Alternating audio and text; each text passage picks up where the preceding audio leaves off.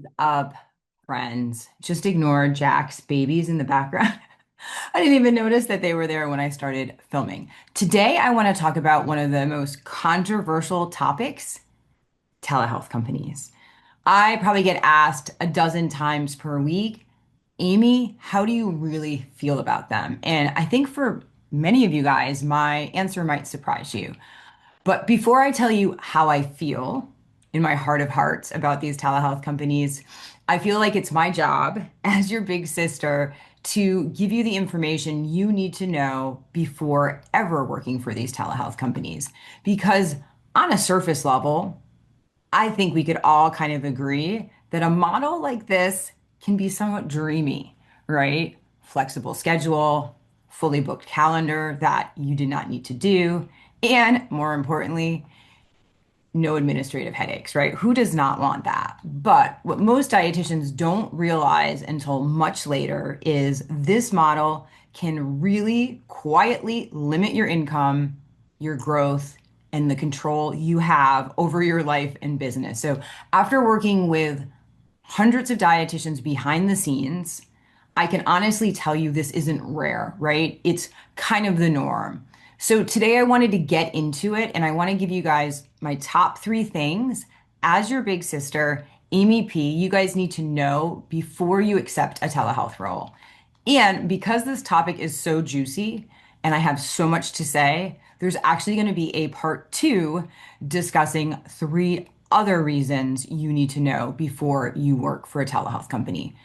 So let's talk about the elephant in the room. So, number one, right? You are actually building somebody else's business, right? You don't own the clients, you don't own the systems, and you certainly do not own the revenue, right? But the harder part about this, right, is you're working really hard. There is no doubt that you're doing the work, but in this scenario, you're not building an asset, right? You're not building a piece of your empire, right? You're not building probably something that is sustainable in the future. And to be very honest with you, as you guys know I am, this works for some people, right? Because the reality is that some people, some dietitians and CNSs, they're just not interested in running their own business. And this model is actually a great model if you are that type of person. I think as coaches, entrepreneurs, I think we need to kind of switch the paradigm a little bit and really kind of come down to earth that not everybody wants to run their own private practice. So if you are okay building somebody else's business, then a telehealth model may be fine for you working for somebody else. But if your goal is to build your own practice, you need to understand this crystal clear because of a lot of these roles are sold as it's like working for yourself, but we do everything, right?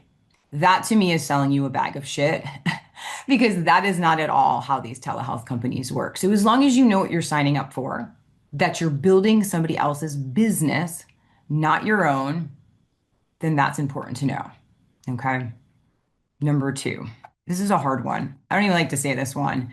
And I know it's very self-evident, but you are only paid a fraction of what the visit is worth, right? The company bills insurance on your behalf. You get a flat rate, but insurance, depending upon the state and the product, almost always pays well above $100 per hour. And what's even more bananas, in some states, it pays 300 plus dollars per hour. And unfortunately, in these scenarios, you are only seeing a fraction of it, right? So you can simply be super booked, but still financially capped, right? Because you are not on the receiving end of all of the money.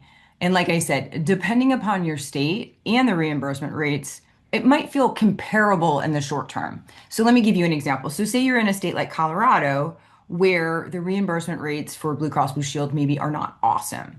And so a telehealth company may offer you a similar or better rate to come work for them, right? And so you can understand how for some dietitians it could be much sexier and easier to continue to work in a telehealth practice. So while I know you guys are not receiving all of the money, right? I also want to be crystal clear that this piece is very much nuanced because reimbursement rates in different states for different plans pay different money. And in certain states, you guys may not even be able to participate with the insurance companies, right? But long term, from a financial standpoint, you're not in control of your earning potential, right? You have limited control over that, aside from controlling the volume in which you see patients, right? So that is number two.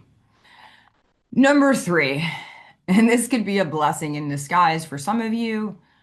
For others, this creates a pretty significant handicap, especially if your goal is to grow your practice, right? So, number three, you are kept out of the back end, right? You're not learning billing. You're not learning how to submit claims. You're not learning reimbursement. And that's not accidental, right? Because the sheer moment you understand how money flows, everything actually changes, right? So I know some dietitians are super pumped to outsource all of this. And I want to be clear, that is a valid choice. I am not mad at you. But here's the part that really matters, right?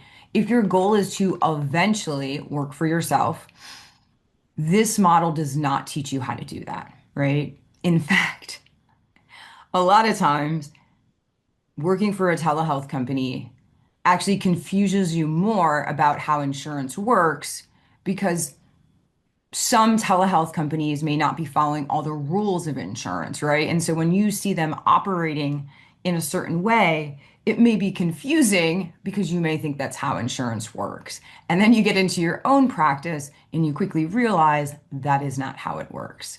So that's just one I want to talk about. So those are the three things that I need you to know today, right? You're building somebody else's business. You're getting a fraction of what most reimbursement is in states. And three, you're not learning anything on the back end. So if your goal is to do this in your business, you're not getting that real world experience. So this is the part that nobody talks about, right? And I know as somebody who worked in a job, not for a telehealth company, long term, you get really comfortable, right? So staying too long without ever learning the back end kind of keeps us stuck, right? We get super comfortable, we're super busy, but you never actually learn how you get paid. And that's really the problem, right? And so I want to be very clear. I have been in those types of situations, and it makes it really challenging to leave because it's a fairly comfortable place, right? You may not be working for yourself, but it is fairly comfortable. And that is a problem in and of itself. So, what I want to kind of end with today is that telehealth companies are not inherently bad. But if your goal is more income, more flexibility, and building something epic that is your own, there is going to be a ceiling to that model, right? And the biggest mistake I see, and I can really resonate with this one, is staying too long without ever understanding the business side, right? Next week, I'm going to break down three more things that you need to know. And this is where it gets a little bit spicier. We did like the PG version today, and next week we're going to dive a little bit deeper. But today I just wanted to address the real issue because if you're watching this video and realizing you actually don't understand how to get paid, that is really the gap here, right? And it's exactly what we fix inside level one of my reimbursement membership, Insurance Foundations. And you guys can join right now for under $100 per month. Inside level one, you guys learn how insurance actually works. I know for most of us, we don't know that piece. How to get credentialed correctly without significant delays, right? Systems that actually get you paid, and then how to stop basically relying on an employer like a telehealth company to access insurance revenue. So, this is basically where I take you from I hope I get paid to I know exactly how I'm going to get paid, right? So, if you're serious about increasing your income and actually understanding this industry, this is your next step. Okay. We're going to put the link below this video to join level one Insurance Foundations. This way, you guys can stop building somebody else's business and basically understand how to get paid. So I will see you guys next week for part two, which gets much spicier. And if you guys have any questions, drop them below in the comments and we'll do our very best to get to them as soon as possible. So if you are looking to work for a telehealth company, we are able to give you the resources you need before you start.